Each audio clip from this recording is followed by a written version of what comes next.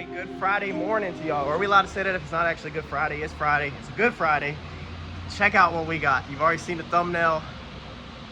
This black beauty is sitting over there. This thing is fresh out the paint shop, and we are gonna put the front end on it and fit it up, and I'm gonna walk y'all through what we do to fit this one up. It's nothing crazy at all, but this might answer some of your questions if you're working on your project and maybe you don't know how it goes together or how it looks when it's done or something like that. Hopefully I can answer some questions without knowing I'm answering questions, if that makes sense. So dude, let's dive right in where we're at.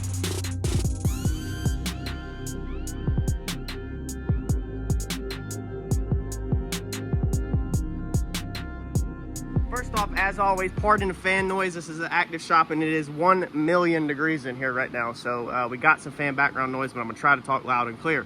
So this thing is absolutely beautiful. So this gentleman hit me up and brought me the car. He asked how much would it be to fit the front end. That's the message that y'all send a lot of people. Hey, my car's through paint. I'm super busy. I can't get to it. How much will you charge me to fit the front end? We don't know. And that's what I told this gentleman. I said, I don't know, man. I don't know. Like you with these race cars or custom cars or anything like that, so much stuff can go wrong or change or be out of whack that it's very hard to put a price on it. But I gave him a ballpark. Every car is going to be different, so I'm not going to disclose that ballpark because it's absolutely useless number. Told him that we could go a little past it, we could go, you know, in it, whatever, but that if anything went surpassed, we would immediately stop, let him know. This is how a shop should work. So if you're dealing with a shop, okay, they should not be doing work to the car without approval of that price. So as long as I'm within my budget, I have a free-for-all to do whatever I want.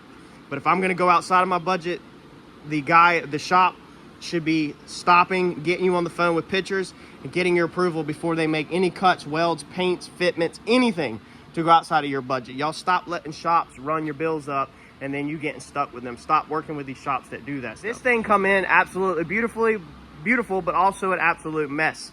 The car is fresh out of paint. It's absolutely beautiful, but it's a mess because it has dust on it. That's it. Besides that, this car is absolutely gorgeous, and I'm excited to work on this car, but it is covered in, looks like body shop dust mixed with trailer dust. I did not smear that. This is literally dust. I'm not gonna even smear it to show you.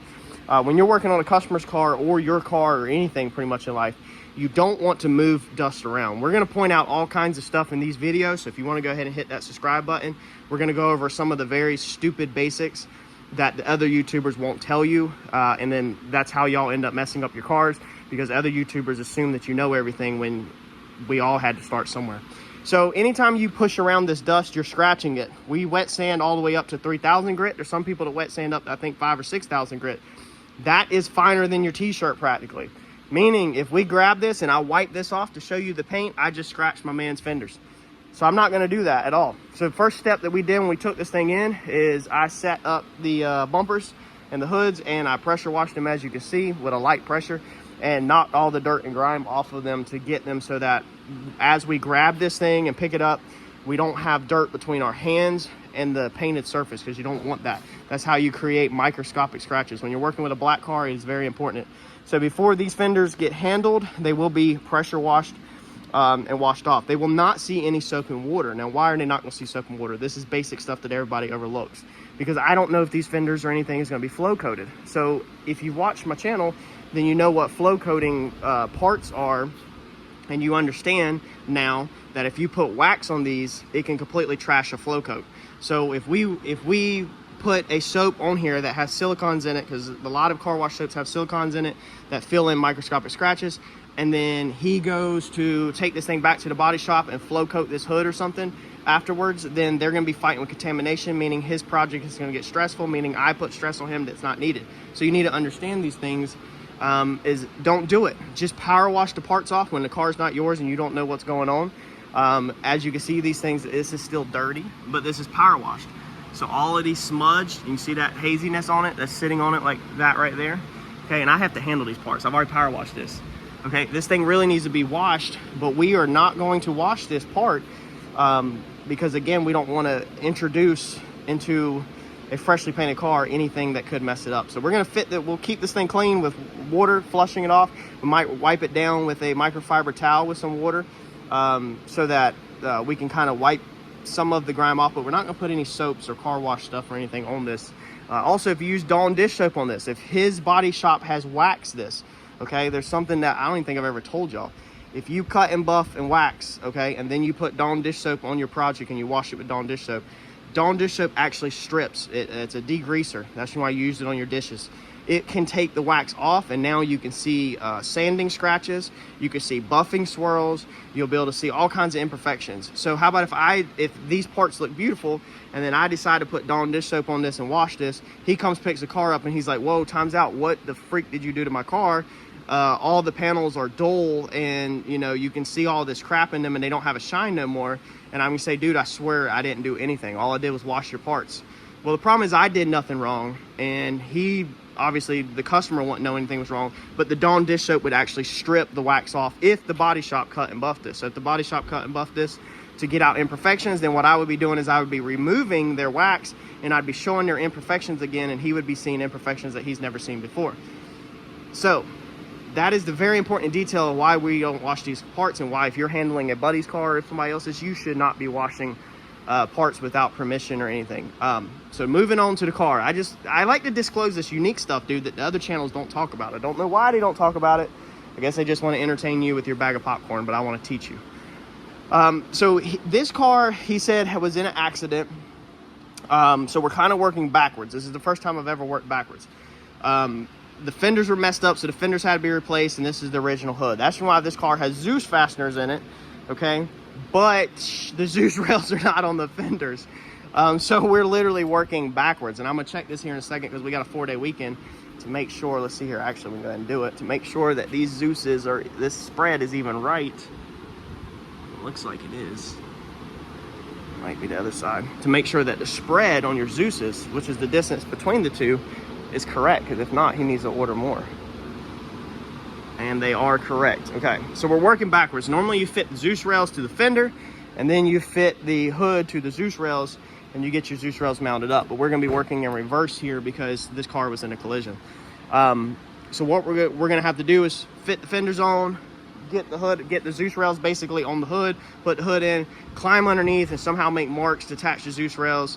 It's going to be a little bit more challenging than doing it the other way, but we'll get it done. He has a, let's see here, I think he said a Team Z crossbar, whatever you want to call this front piece right here. But he says pretty sure it's going to have to be modified because he thinks it's a different width. Let's see, oh, we don't have the stub outs on it. So I didn't even realize that the stub outs are not even done.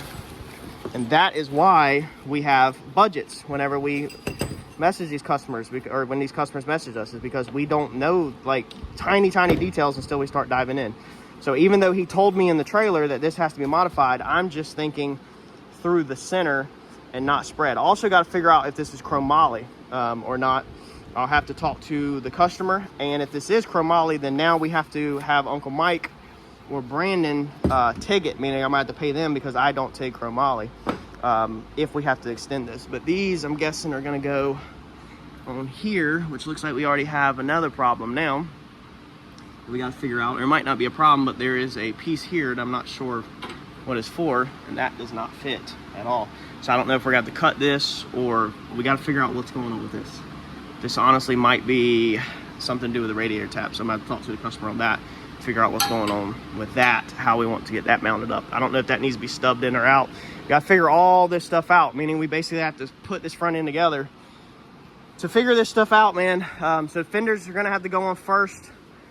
Hood fit to the fenders, because that's going to determine our spread. Now fortunately we already have bolt holes here, so I'm pretty sure the fenders are going to go on there, and we'll get our hood to our fenders right, and then we can take our hood back off out of the way, and then we can attach our bumper to our fenders, and then we can get on the inside and start figuring out how far that crash bar needs to sit and stuff like that. I really need to talk to him and figure out if anything else bolts on here or not. Let's see what the spread is on this.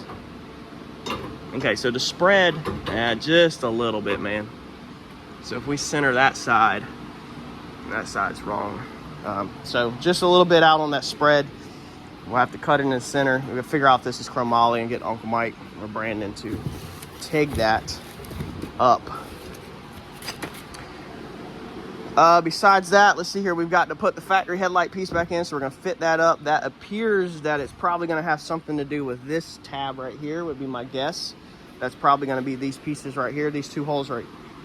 But this one has two holes on it, and this one has one. So I don't know if that's what them pieces are for, or if we have to build one. Kind of does appear. Nope, that's not for that. Okay, so that's going to be for a radiator or something like that. So we're also going to have to figure out mounts to mount this front so it's solid, because this is a pretty heavy piece, this headlight piece. We need to get some brackets in there, so we're going to be welding some brackets. That was also not accounted for when I originally talked to him. So that's, I mean, this is a perfect example of why the shop tells you in real time. I'm showing you why the shop tells you that we don't know, because even though we talk to you and we try to take everything in, it's a lot to grasp at once until we physically start putting our hands on it and figuring out what we got going on. Next thing we're going to do is fit up a Scott rod, I think it's called, the cowl piece. So I don't want to scratch it. Good, I still got protective film over it. But we're going to fit that up, figure out how that goes in. That will probably be the very end that says support. So I guess they maybe want that supported. Imagine that goes somewhere like that. Okay, we'll have to figure that out when we get there. But we need fenders and everything in place before we start doing all that. These little pieces, I know they look tempting to just jump on them and start putting them in, but that's your last step. So that's what we're going to be doing. So make sure you stay tuned, because we're going to fit up this front end on this car, and together we're going to overcome all the little hiccups and hurdles that we may have, and get this bad boy back together so he can get this thing to the track, because this is a pretty looking car, dude. I'm digging the freaking front wheels. The front wheels on that black looks so freaking good. This is going to be a good looking car, dude. It really is. He's done a good job on it. I love the Swiss cheese. I was talking to him about that, how they've somebody before him, he said, has drilled it out for a weight. We did that on the Comet. A lot of people don't know that. Good looking car, man. If it was mine, I'd have to take a power washer to the inside of this thing right now and get all the dust out and drill holes in the floor for drains or something, because I couldn't do the dust. But it's not my car. I don't do that to customer stuff. Only my stuff that I do stupid stuff too. All right, y'all, smash that like button for me. Hit the subscribe if you want to stay tuned for this. This is going to be fun. Thanks, y'all.